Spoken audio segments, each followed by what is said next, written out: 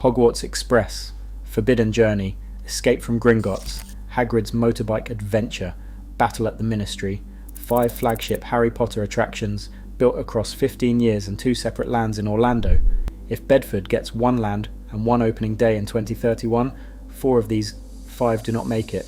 We are counting all 5 down, ranked on a single tension, how beloved a ride is right now versus how modern it will still feel when a British park opens its gates. A claim against future-proofing. That is what decides this list.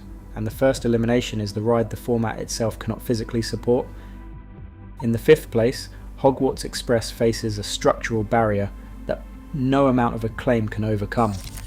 The attraction's entire premise relies on transporting guests between 2 separate lands, Hogsmeade and Diagon Alley, each with its own dedicated station.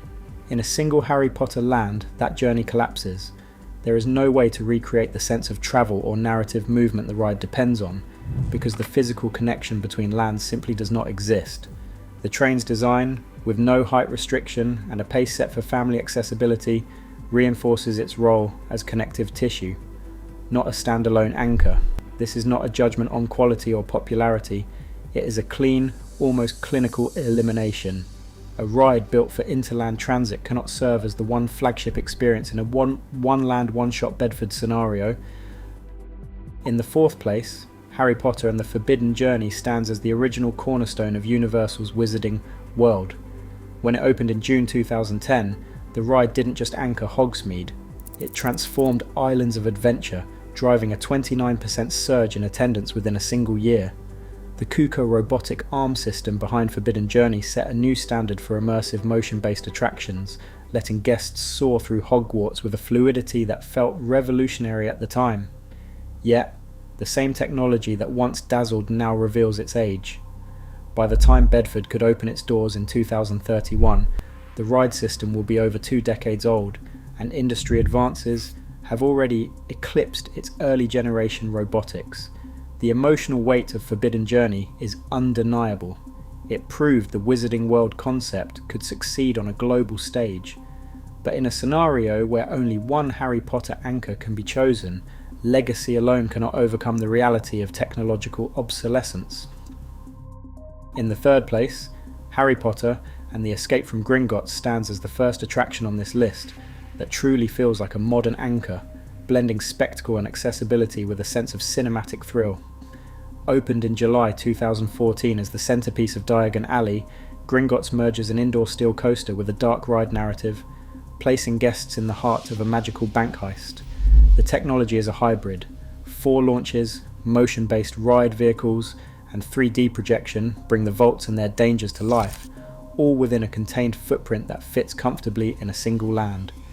With a 38-inch height requirement and a top speed of about 15 miles per hour, it offers a family-friendly ride that never feels timid. The story, however, is tightly focused, gripping, but less sweeping than the grand adventures found in the top 2. Digital recreations of the film's stars fill the cast, a reminder that while Gringotts is polished and current, it ultimately falls just short of being the defining first build for Bedford. In the 2nd place, Hagrid's Magical Creatures Motorbike Adventure makes its case with sheer force of acclaim. When it opened in June 2019, the scale was unmistakable. A price tag of $300 million, 5,053 feet of track winding through the Forbidden Forest, and a launch system so ambitious it set a new standard for thrill coasters. 7 launches, a top speed of 50 miles per hour, and a vertical freefall drop combined to deliver the most kinetic ride experience Universal had ever attempted. The industry took notice.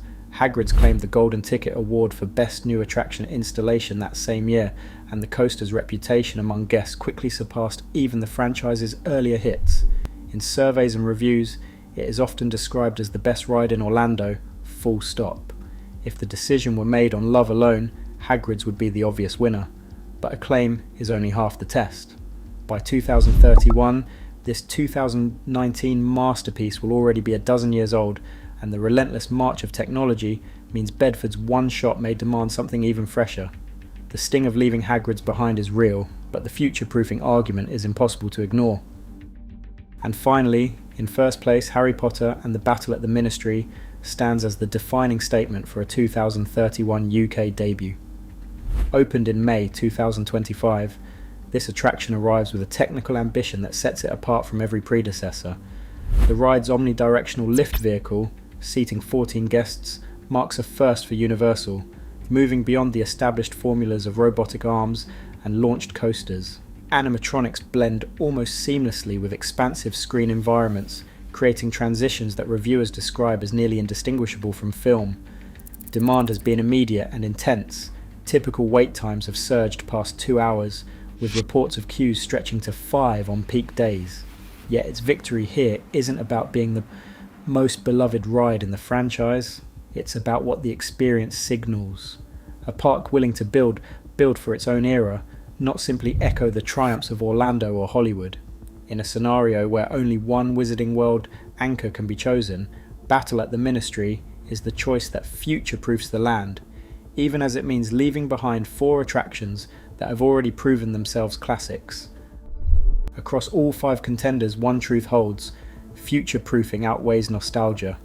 If Bedford gets its chance, the winning ride would owe everything to what the next era demands, not just what fans remember.